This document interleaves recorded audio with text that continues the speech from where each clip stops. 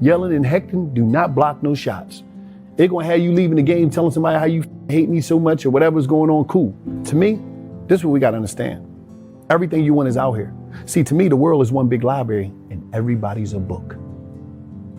You got books on coding. You got books on mechanics. You got books on culinary. You got comic books. You got street novels. You got crime manuals. Read your books wisely. Choose them wisely. Watch what books you read. But every human being on here got a journey. And they know something that you might don't know. So it's like everything is out here. But what made it even more possible is that world that's a library, I got it in my pocket in the phone. You got to reevaluate yourself and you got to have a real conversation with self. Everything is in here. Everything you need to know is inside of you. And you got to get to know you. Sometimes you got to remove yourself from people, places, and things that's not going to allow you to embrace the reality and your individualism of who you are. And that's what's important. That's the most important ever. And it's already in you. People tell me, why is you asking me? You know your journey. You know what's holding you back. You know the horrors of your life. You know the joys of your life. You know who your parents was, the house you grew up in. What affected you? Whereas though you feel as though you stopped growing, you stopped living, you stopped dreaming. What moment? When was that? Go back and deal with that. Figure it out. You know what I mean? If you need a therapist, do that. Whatever.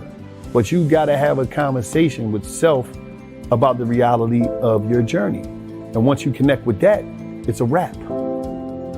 All things you put in your mind of why you can't win or why you can't do this. Oh, they racist. Oh, this. Oh, they hating. That's all bullshit.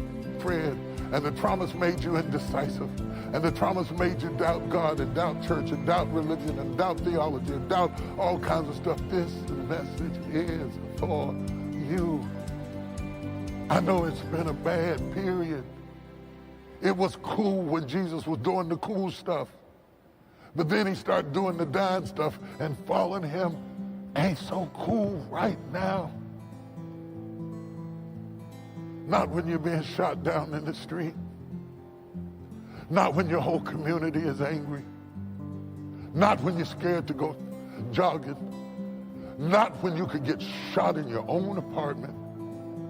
I know it's hard to have faith when people act like your life don't matter. It's hard to have faith when they laid you off your job. It's hard to have faith when you run out of money and you ain't got nothing to tell your kids. It's hard to have faith when your mama dies and you can't even go in the room to say goodbye to your own mama.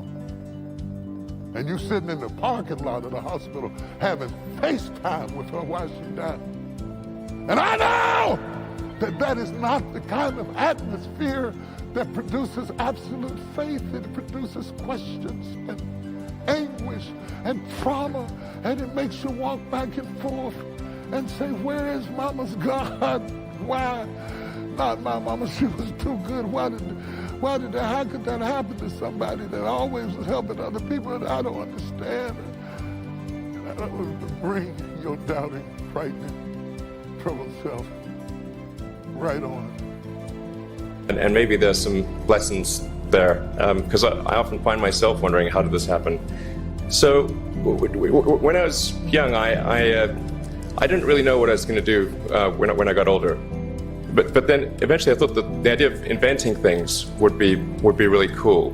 The reason I thought that was because I read a quote from Arthur C. Clarke, which said that sufficiently advanced technology is indistinguishable from magic. And that's really true.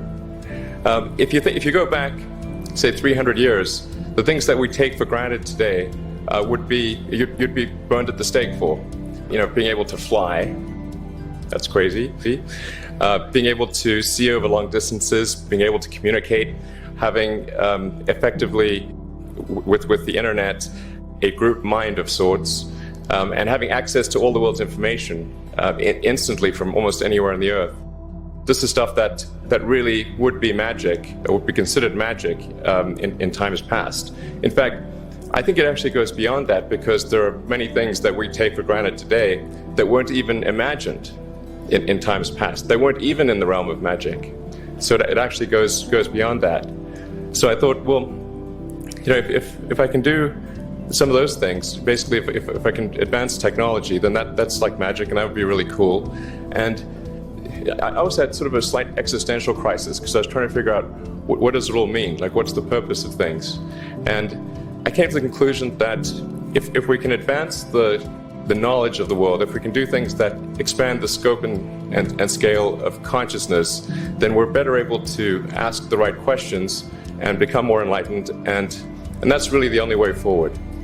So I studied physics and business because I figured in order to do a lot of these things, you need to know how the universe works, and you need to know how the economy works. And you also need to be able to bring a lot of people together to work with you to create something, because it's very difficult to do something as an individual if it's a significant technology. I originally came out to California to try to figure out how to improve the energy density of electric vehicles, basically to try to figure out if there was an advanced capacitor that could serve as an alternative to batteries. And that was in '95, and that's also when the internet started to happen. And I thought, well, I can either pursue this technology where success may not be one of the possible outcomes, which is always tricky, or participate in the internet and be part of it. So I decided to drop out. Did some internet stuff, one of which was PayPal.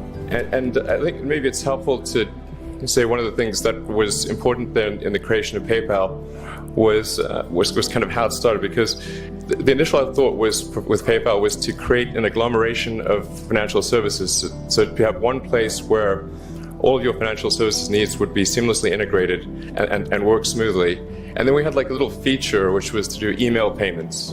And whenever we'd show the system off to someone, we'd show the hard part, which was the agglomeration of financial services, which was quite difficult to put together. Nobody was interested. Then we'd show people email payments, which was actually quite easy, and everybody was interested. So I think it's important to take feedback from your environment. You want to be as closed loop as possible. So we focused on email payments and really try to make that work, and that's what really got things to take off. But if we hadn't responded to what people said, then we probably would not have been successful. So it's important to look for things like that and focus on them when you see them, and correct your prior assumptions. Going from PayPal, what are some of the other problems that are likely to most affect the future of humanity?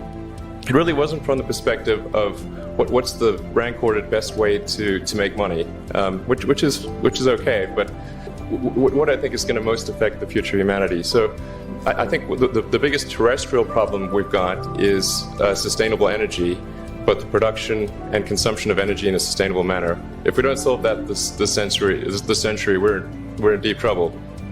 And then the other one being the extension of life beyond Earth to make life multiplanetary. So that's the basis for, the latter is the basis for SpaceX, and the former is the basis for Tesla and Solar City. And when I started SpaceX, initially I thought that, well, there's no way one could possibly start a rocket company